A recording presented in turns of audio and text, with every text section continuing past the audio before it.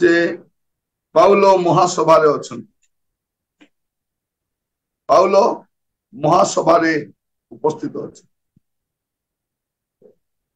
प्रभु जमान अनुग्रह करंतु ए वाक्य को भलरे बुझिबा पय प्रथम पदरे पाउलो कोन बोली कहउछंती आ महाजाजक तो प्रति स्थिर दृष्टि रे चाहि कहिले भातृवृंद मु एही दिन पर्यंत संपूर्ण सूची विवेक कौन बोली कहउछंती सूची विवेक रे आचार व्यवहार करी आसी पाउलो बारंबार एक कथा अनेक स्थान रे कहउछंती सूची विवेक माने प्रत्येक प्रभुकर लोक माने कौन रखिबा दरकार सूची विवेक मोर गोटे मेसेज यूट्यूब रे पाइबे आपण विवेक को न बिक विवेक को न बिक आपण मान समय पाइले ता पढ़ी नियंतु एटा में देखू जे साधु पाउलो कहउछंती मु संपूर्ण सूची विवेक रे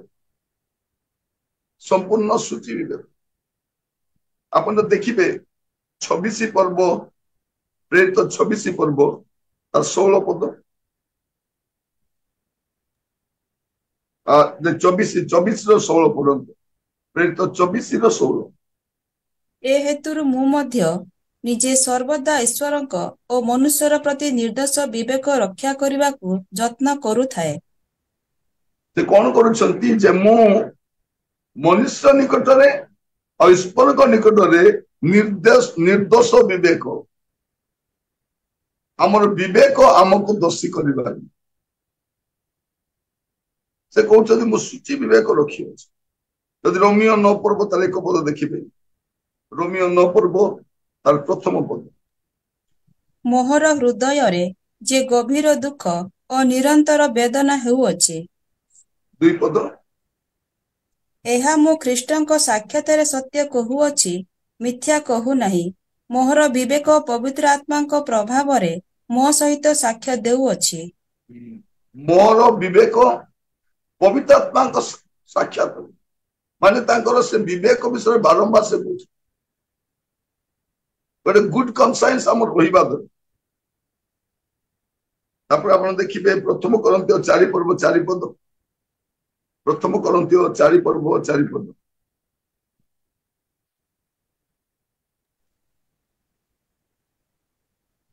कारण मु निज विरुद्ध रे किछि जाने नाही तथापि एथिरे मु निर्दोष बोली प्रमाणित होई नाही किंतु जे मोहर विचार करंती से प्रभु मुझे कौन कर निज को प्रभु मोर विचार कर किंतु से चेष्टा कर कौन निज को निर्दोष बोली रखा सुंदर भाव में आप देखिए द्वितीय करंथियो तार प्रथम अध्याय 12 पद जगतरे विशेषतः तुम्भ मानक प्रति आम्भे माने सांसारिक ज्ञान रे आचरण न करी वरं ईश्वरक अनुग्रह रे ताहांको पवित्र और सरल भाव अनुसारे आचरण करिथिलु बोली आम्भ मानकर विवेक जे साक्ष्य देउअछि एहा आम्भ मानक दर्पर विषय आपण एमती बारंबार देखिबे विवेक विषय लेखुछन विवेक विषय से अनेक स्थान रे तांगर विवेक विषय लेखुछन तदा आप देखिए प्रथम तिमोथी तार प्रथम अध्याय 5 पद प्रथम तिमोथी प्रथम अध्याय 5 पद किंतु शुद्ध हृदय सूची विवेक और निष्कपट विश्वास जात जो प्रेम कौन कहउछंती तमे शुद्ध हृदय और सूची विवेक रख आज आम देखु साधु पाउल कौन बोली कहउछंती जे मु संपूर्ण सूची विवेक अछि तापर से तांगर साक्ष्य दउछन साक्ष्य देला बेलकु से गोटे कथा कहउछन से जने फारूसी आउ जने साधु की थिबे तेणु से कौन कहउछंती यीशु ख्रीष्टंकर पुनरुत्थान विषय कहउछन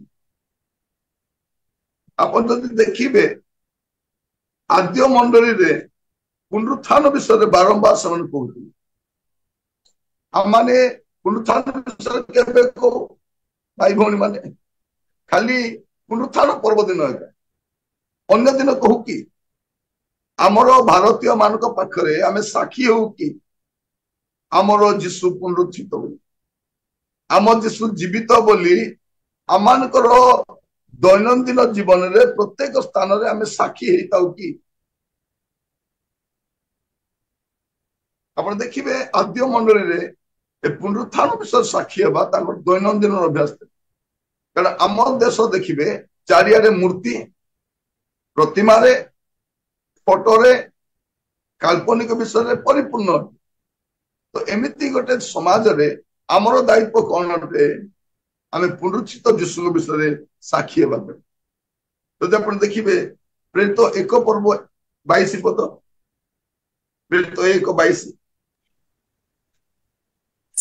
ते समय जो लोक माने आम्भ मानक संगी होई अछंती सेमानक मध्यरु जणे आम्भ मानक सहित ताहांक पुनरुत्थानर साक्षी हेबा आवश्यक को विषय साक्षी हेबा आवश्यक पुनरुत्थानर साक्षी हेबा आवश्यक तो देखिबे 2 पर्व 32 पद 2 पर्व 32 पद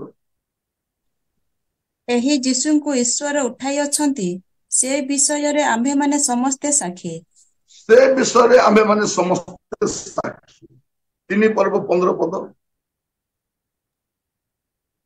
किंतु जीवनर कर्तांकु बध कले ताहांकु ईश्वर मृत मानक मध्यरु उठाई अछंती आम्भे माने सेथिर साक्षी देखंतु पुनरुत्थानर साक्षी से माने बारंबार होछन 4 पर्व 10 पद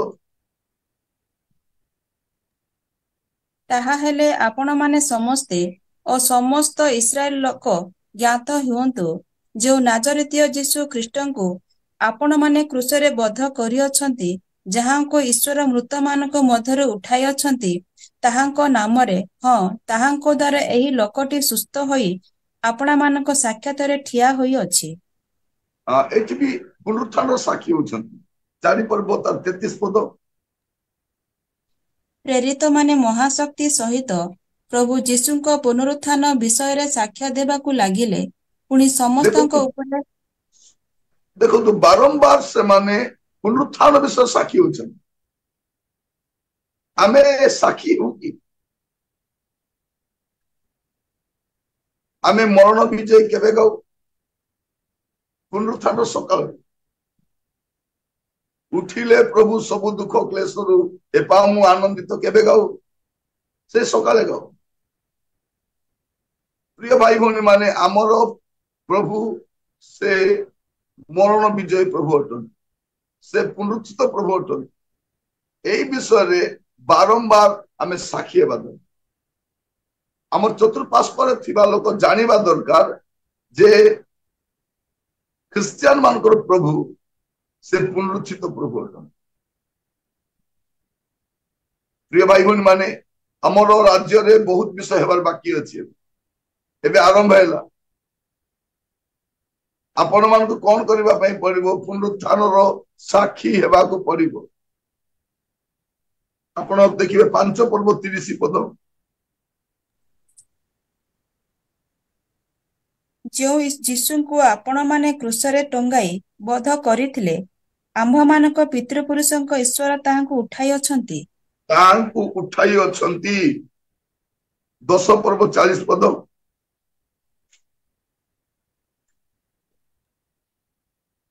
ताहांकु ईश्वर तृतीय दिवस रे उठाई प्रत्यक्ष हेबाकू देले ताहांकु ईश्वर उठाई छंती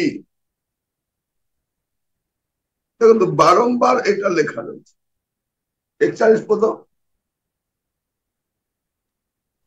समस्त लोकंकर प्रत्यक्ष हेबाकू देले नाही मात्र ईश्वरंक द्वारा पूर्व निरूपित साक्षी जे आम्भे माने आम्भ मानकर प्रत्यक्ष हेबाकू देले से मृत मानक मध्यरु उत्थान कला उतारे आम्भे माने ताहांक सहित भोजन पान कलु देखो बारंबार मु काहे केटा पढौछि आपन मानकू जे पुरातन अने विश्वासी मानक मध्य रे आपण एटा बारंबार देखिबे जे से माने पुनरुत्थानर साक्षी होछन आपण को भी मु कहिबा पई चाहे आपनकर दायित्व कोन एटलिस्ट प्रार्थना करबा समय रे मध्य आपण व्यवहार करबा दरकार पुनरुत्थित जीशु को नाम रे आमेन कथा छल रे मध्य कहिबा दरकार ଆମମାନଙ୍କ ଘରେ ଆମେ ଫଟୋ କାହିଁକି ରଖୁନାହୁଁ ଯେ ଆମର ପ୍ରଭୁ ଜୀବିତ ଅଛନ୍ତି। ଏମାନେ ବାରମ୍ବାର ପୁନରୁତ୍ଥାନ ସାକ୍ଷୀ ହେଉଥିଲେ। ମଣ୍ଡଳୀ କଣ ଅଟେ? ସାକ୍ଷୀ ଅଟେ। ବିଶ୍ୱାସୀ ମାନେ ସାକ୍ଷୀ ହେବାର ଅଛି। ଏଇ ଦେଶରେ ଆମକୁ ସାକ୍ଷୀ ହେବା ପାଇଁ ପଡିବ। ଆପଣ ଏଇ ପଦ ବାରମ୍ବାର ପୁନରୁତ୍ଥାନ ଦେଖିପାରିବେ। 13 ପର୍ବ ଦେଖନ୍ତୁ, 13 ପର୍ବ 31 ପଦ। ପୁଣି ଯେଉଁମାନେ ତାହାଙ୍କ ସହିତ ଗାଲିଲିରୁ ଜେରୁସାଲେମକୁ ଆସିଥିଲେ, ସେମାନେ ଅନେକ ଦିନ ପର୍ଯ୍ୟନ୍ତ ତାହାଙ୍କ ଦର୍ଶନ ପାଇଲେ। ସେମାନେ ବର୍ତ୍ତମାନ ଲୋକମାନଙ୍କ ନିକଟରେ ତାହାଙ୍କର ସାକ୍ଷୀ। ଆପଣ 30 ପଦ ବି ପଢି ଦିଅନ୍ତୁ। କିନ୍ତୁ ଈଶ୍ୱର ତାହାଙ୍କୁ ମୃତମାନଙ୍କ ମଧ୍ୟରୁ ଉଠାଇଲେ। ତ ବାରମ୍ବାର ଏମାନେ ଆହୁରି ଆଗକୁ ଦେଖିବେ, ଏମାନେ ବାରମ୍ବାର କଣ ହଉଛନ୍ତି? ପୁନରୁତ୍ଥାନର ସାକ୍ଷୀ ହଉଛନ୍ତି। ସାଧୁ ପାଉଲ କହୁଛନ୍ତି ମୁଁ ସୂଚି ବିବେକ ରକ୍ଷା କରିଛି, ଆଉ ଦ୍ୱିତୀୟ ବିଶେଷ କହୁଛନ୍ତି ମୁଁ ପୁନରୁତ୍ଥାନର ସାକ୍ଷୀ। ସେ ସାଧୁକି ମାନେ ପୁନରୁତ୍ଥାନକୁ ବିଶ୍ୱାସ କରନ୍ତି ନାହିଁ। ସେମାନଙ୍କ ମଧ୍ୟରେ ଗୋଟେ ଦଳ ଭେଦ ହେଇଯାଉଛି। ଅଧା ଲୋକ ବିଶ୍ୱାସ କରୁଛନ୍ତି, ଅଧା ଲୋକ ବିଶ୍ୱାସ କରୁନାହାନ୍ତି। ଏମାନେ ଦୂତକୁ ବି ବିଶ୍ୱାସ କରନ୍ତି। ତ ଏମିତି ପରିସ୍ଥିତିରେ ସାଧୁ ପାଉଲ ଏବେ କୋଉଠି ଅଛନ୍ତି? ସେ ପ୍ରଧାନ ଯାଜକ ମାନଙ୍କ ମଧ୍ୟରେ ମହାସଭାରେ ସେ ଅଛନ୍ତି। ତାପରେ ଆପଣ ପଢିବେ 11 ପଦ ପଢନ୍ତୁ, ପ୍ରେରିତ 23:11। ପରରାତ୍ରରେ ପ୍ରଭୁ ତାଙ୍କ ପାଖରେ ଠିଆ ହୋଇ କହିଲେ, ସାହସ ଧର, କାରଣ ତୁମ୍ଭେ ଯେପରି ଜେରୁସାଲେମରେ ଆମ୍ଭ ବିଷୟ ସାକ୍ଷ୍ୟ ଦେଇଅଛ, ସେହିପରି ତୁମ୍ଭକୁ ରୋମରେ ମଧ୍ୟ ସାକ୍ଷ୍ୟ ଦେବାକୁ ହେବ। ଏଠି ପ୍ରଭୁ ଦର୍ଶନ ଦେଇ କଣ କହୁଛନ୍ତି? ସାହସ ଧର, ତୁମେ ବଞ୍ଚିଯିବ ବୋଲି କହୁନାହାନ୍ତି। ସାହସ ଧର, ତୁମେ ସାକ୍ଷୀ ହବ। ତୁମେ ମୁକୁଳି ଯିବ ବୋଲି କହୁନାହାନ୍ତି। ସାହସ ଧର, ତୁମେ କଣ ହବ? ସାକ୍ଷୀ ହବ। ପ୍ରିୟ ଭାଇ ଭଉଣୀ ମାନେ, ପ୍ରଭୁଙ୍କର ଦର୍ଶନ ଆମମାନଙ୍କ ଜୀବନରେ ବେଳେ ବେଳେ ଆସେ ଏଇଥିପାଇଁ ଯେ ସେ ଆମମାନଙ୍କୁ ସାକ୍ଷୀ ହେବା ପାଇଁ ଚାହାନ୍ତି। ଆପଣ ଯୋଉଠି ଯିବେ ଆପଣ ସାକ୍ଷୀ ହେବା ଦରକାର। ସେଇଥିପାଇଁ ପ୍ରଭୁ ଦର୍ଶନ ଦଉଛନ୍ତି। ତାପରେ ଆମେ ପଢିବା 12 ପଦରୁ 24 ପଦ। 12 ପଦରୁ 24 ପଦ। ଦିନ ହୁଅନ୍ତେ ଯିହୁଦୀମାନେ ଦଳବଦ୍ଧ ହୋଇ ପାଉଲଙ୍କୁ ବଧ ନ କରିବା ପର୍ଯ୍ୟନ୍ତ ଅନ୍ନ ଜଳ ସ୍ପର୍ଶ କଲେ ଅଭିଶପ୍ତ ହେବେ ବୋଲି ଶପଥରେ ଆପଣା ଆପଣାକୁ ଆବଦ୍ଧ କଲେ। ଏହି ଷଡ଼ଯନ୍ତ୍ର କରିଥିବା ଲୋକମାନେ 40 ଜଣରୁ ଅଧିକ ଥିଲେ।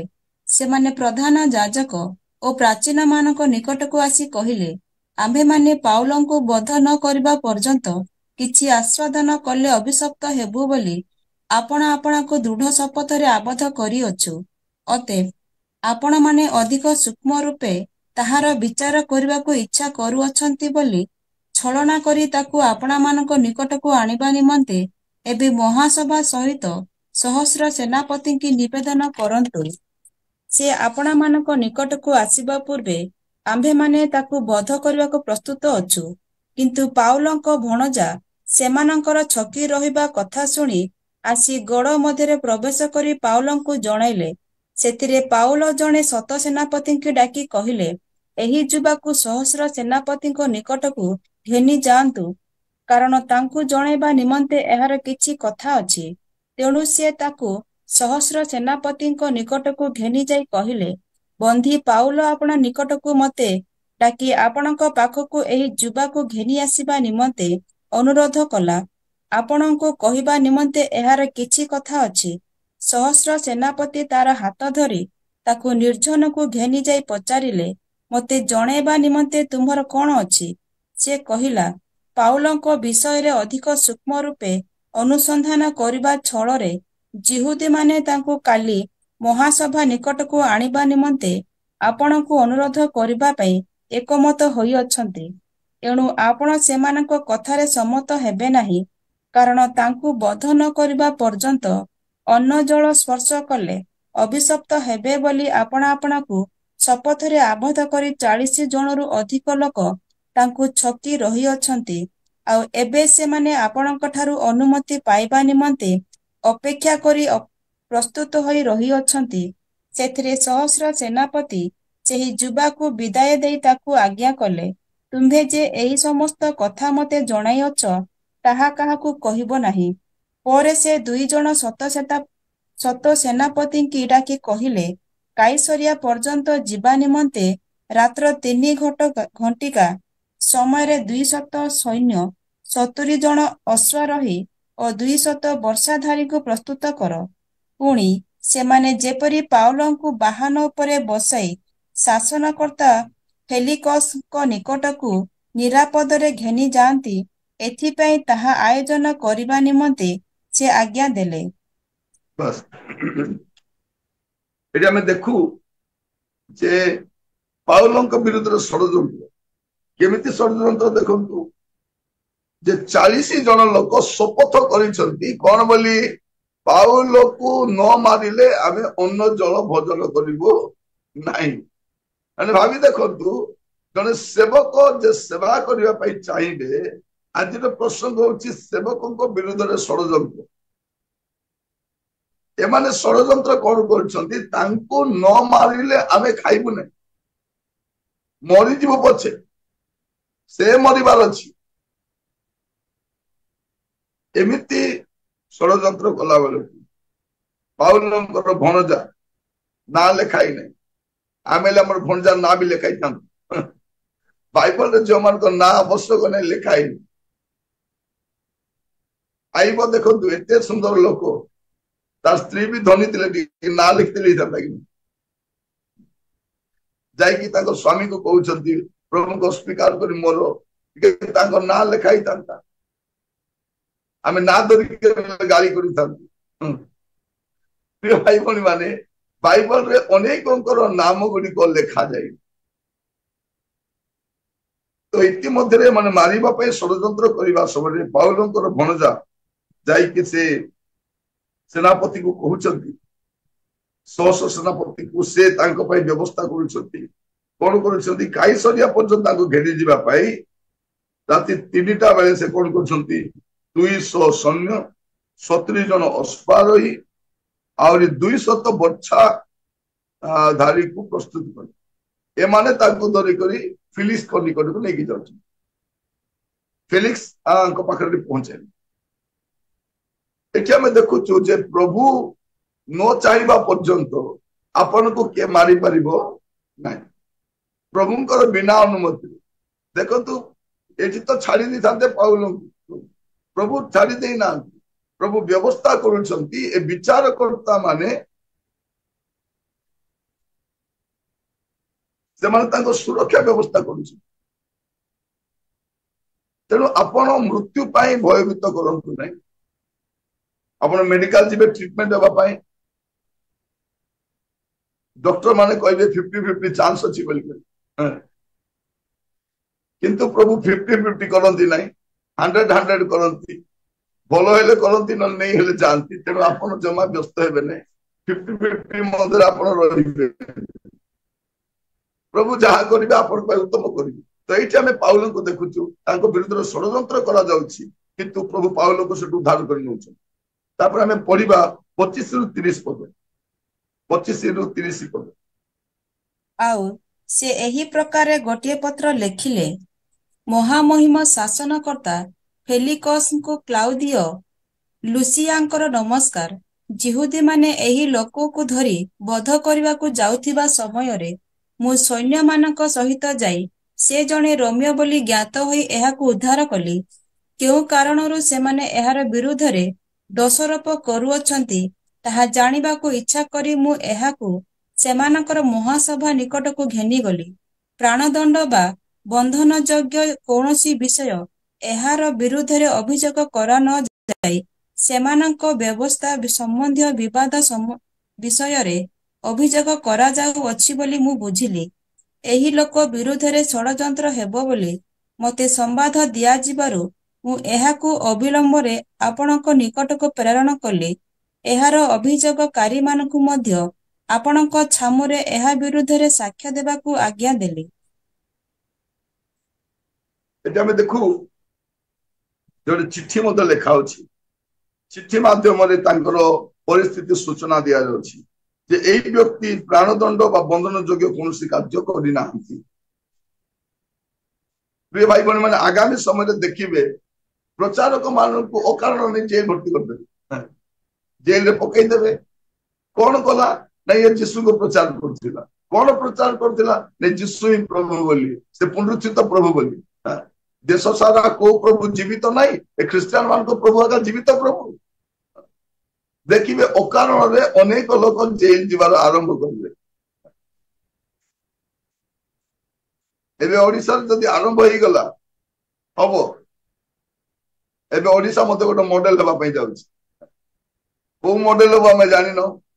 ଗୁଜରାଟ ମଡେଲ ହବ କି ଉତ୍ତରପ୍ରଦେଶ ମଡେଲ ହବ କି ମଣିପୁର ମଡେଲ ହବ ଆମେ ଜାଣିନ।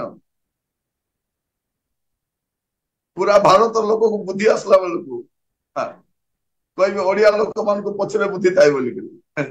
ଆମର ବୁଦ୍ଧି ପଛଆଡେ ବାହାରିଛି ଏବେ।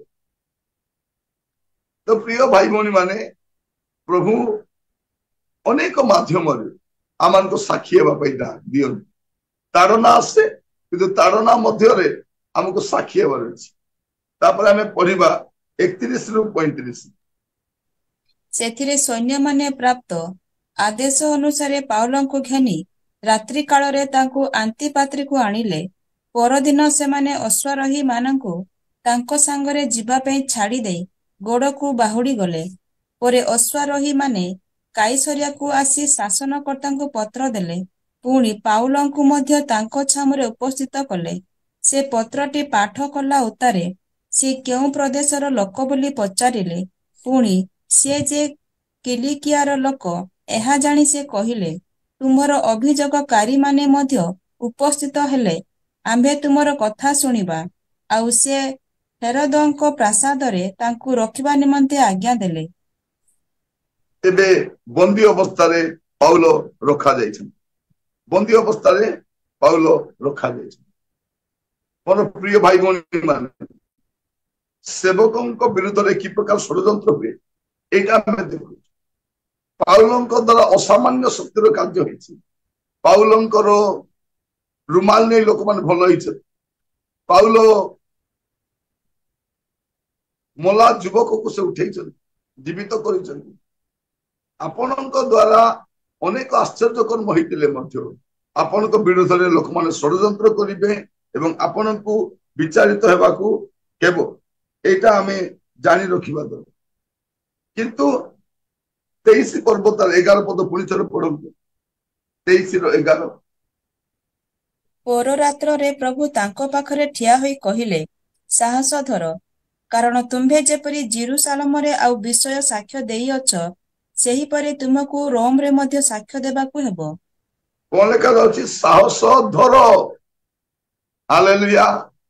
ଏବେ ଆମର ସମୟ ଆସିଛି କଣ ଧରିବା ପାଇଁ? ସାହସ ଧରିବା ପାଇଁ। ଆମେ ପ୍ରଚାର କରିବା ସମୟରେ କେତେ ଖଣ୍ଡ ଲୁଗାପଟା ନେଇଯିବୁ, କେତେଟା ବୁଟ ନେଇକି ଯିବୁ, କଣ କଣ ନେଇଯିବୁ, ସେଇଟା ଧରିବା ସମୟରେ କଣ ଧରିଥିବାର ଅଛି? ସାହସ ବି ଧରିଥିବାର ଅଛି। ସାହସ ଧର।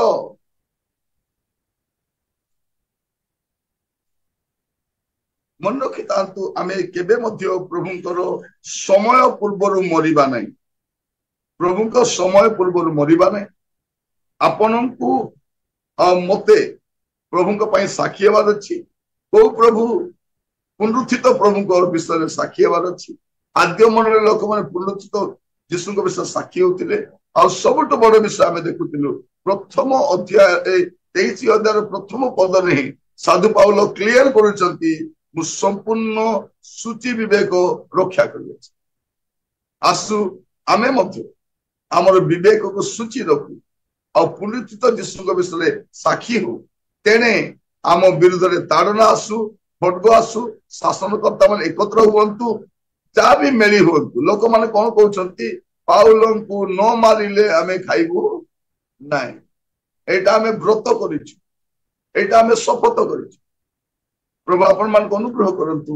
ଆଗାମୀ ସମୟରେ ଭାରତର, ଆମ ରାଜ୍ୟର ପରିସ୍ଥିତି କେମିତି ହଉନା କାହିଁକି, ଏବେ ଦେଖିବେ ଅନେକ ଜିଲ୍ଲାରେ, ଅନେକ ଗ୍ରାମରେ, ଅନେକ ସହରରେ ଆପଣ ଉତ୍ପାତ ଦେଖିବେ, ତାଣ୍ଡବ ଦେଖିବେ ଖ୍ରୀଷ୍ଟିଆନ ମାନଙ୍କ ବିରୁଦ୍ଧରେ। ଆମମାନଙ୍କୁ ସୂଚି ବିବେକ ରକ୍ଷା କରିବାର ଅଛି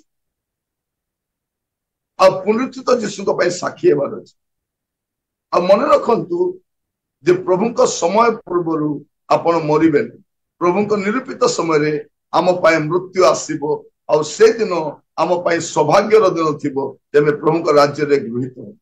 ଗୋଟେ ପଦ ପଢି ଆମେ ପ୍ରାର୍ଥନା କରିବା ପାଇଁ ଯିବା। ଗୀତ ସଂହିତା 116 ତାର 15। ଗୀତ ସଂହିତା 116 ତାର 15। ସଦାପ୍ରଭୁଙ୍କ ଦୃଷ୍ଟିରେ ତାହାଙ୍କ ସଦ୍ଭକ୍ତ ମାନଙ୍କ ମରଣ ବହୁମୂଲ୍ୟ ଅଟେ। ସଦାପ୍ରଭୁଙ୍କ ଦୃଷ୍ଟିରେ ତାଙ୍କ ସଦ୍ଭକ୍ତ ମାନଙ୍କ ମରଣ ବହୁମୂଲ୍ୟ ଅଟେ। ସେଥିପାଇଁ ପାଉଲ କହୁଛନ୍ତି ମୋ ପକ୍ଷରେ ଜୀବନ ଧାରଣ ଖ୍ରୀଷ୍ଟ ଆଉ ମୃତ୍ୟୁ ଭୋଗ କ୍ଷତିଜନକ ଲାଭଜନକ। ପ୍ରିୟ ଭାଇ ଭଉଣୀ ମାନେ, ଯୋଉଦିନ ଆପଣ ଆଉ ମୁଁ ଡକାଯିବୁ, ପ୍ରଭୁ କହିବେ ତମର କାର୍ଯ୍ୟ ସମାପ୍ତ ହେଲା, ସେତିକି ଭିତରେ କଣ କରିବା ଅଛି? ଆମର କାର୍ଯ୍ୟକୁ ଆମେ ସମାପ୍ତ କରିବା ଅଛି। ପାଉଲ ଯେତେବେଳେ ସୁଯୋଗ ମିଳୁଛି ସାକ୍ଷୀ ହଉଛନ୍ତି। ଆଦ୍ୟ ମଣ୍ଡଳୀ ବୁଲୁଛି। ଭାଇମାନେ ଆପଣ କୋଉ ଜାଗାରେ କାମ କରିବାକୁ ଯିବେ, ଅଫିସକୁ ଯିବେ, କାହା ସାକ୍ଷାତ କରିବେ, ଆପଣ କହିବେ ଯେ ମୁଁ ଯୋଉ ଯୀଶୁକୁ ସେବା କରୁଛି ସେ ପୁନରୁତ୍ଥିତ। ହୁଏତ ଆପଣ ବଡ ବଡ ମିଟିଂରେ ମାଇକ୍ ମିଳିବ ପ୍ରଚାର କରି ନ ପାରନ୍ତି, କିନ୍ତୁ ଛୋଟ ଆକାରରେ ଆପଣ ପ୍ରଭୁଙ୍କ ପାଇଁ ସାକ୍ଷୀ ହେଇପାରିବେ। ପ୍ରଭୁ ଆପଣମାନଙ୍କୁ ଆଶୀର୍ବାଦ କରନ୍ତୁ। ପ୍ରାର୍ଥନା କରିବେ। ଅନୁଗ୍ରହକାରୀ ପିତା ପରମେଶ୍ୱର, ଆମେ ଆପଣଙ୍କୁ ଧନ୍ୟବାଦ ଦଉଛୁ। ପ୍ରଭୁ, ଆମର ବିରୋଧରେ ଖଡ୍ଗ ଆସୁ, ଲୋକମାନେ ଏକାଠି ଆସନ୍ତୁ, ଶାସନକର୍ତ୍ତା ମାନେ ଏକାଠି ଆସନ୍ତୁ, ପାଉଲଙ୍କ ପରି ପ୍ରଭୁ ନିର୍ଭୀକ ଭାବରେ ସାକ୍ଷୀ ହେବା ପାଇଁ ଆମକୁ ସାହାଯ୍ୟ କରନ୍ତୁ। ପ୍ରତ୍ୟେକଙ୍କୁ ଆପଣଙ୍କ ବଳବନ୍ତ ସ୍ତୁତ ରଖି ପ୍ରାର୍ଥନା ମୋର ପ୍ରାଣର ପ୍ରିୟ ଯୀଶୁଙ୍କ ନାମରେ ମାଗିଲି ରାଜା, ଆମେନ୍।